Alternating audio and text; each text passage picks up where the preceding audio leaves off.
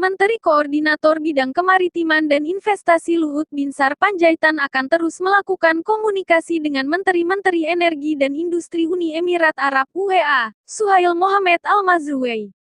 Luhut memastikan Uni Emirat Arab (UAE) akan merealisasikan investasi senilai 500 juta dolar Amerika Serikat di Aceh Singkil. UAE sebelumnya dikabarkan akan berinvestasi dalam pengembangan pariwisata di Aceh.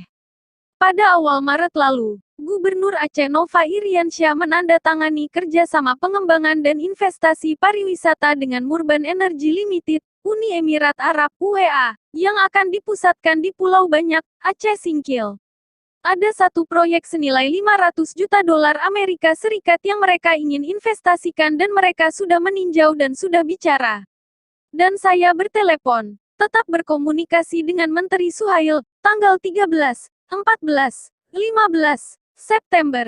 Mereka akan datang ke Indonesia lagi untuk berbagai proyek kerjasama Indonesia Abu Dhabi, kata Luhut, dikutip dari Antara, Rabu, tanggal 8 September tahun 2021.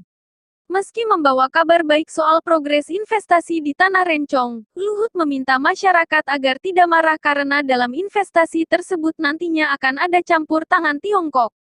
Tapi Anda jangan marah. Dia, Uni Emirat Arab, membawa Tiongkok pula untuk kemari. Dunia itu berputar, jadi kita jangan terlalu marah-marah. Kenapa Indonesia ke Tiongkok?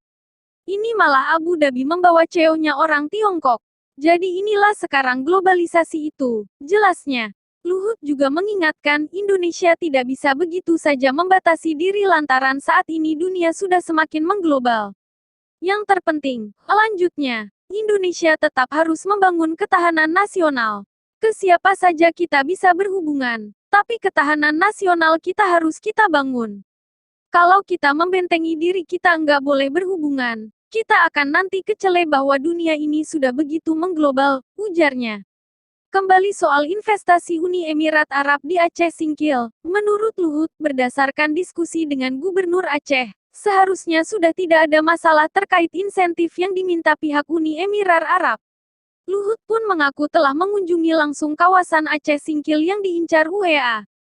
Pihak UAE bahkan menyatakan mereka akan membangun resor, yang nantinya putra mahkota Mohammed bin Zayed Al Nahyan akan sesekali bisa hadir di sana.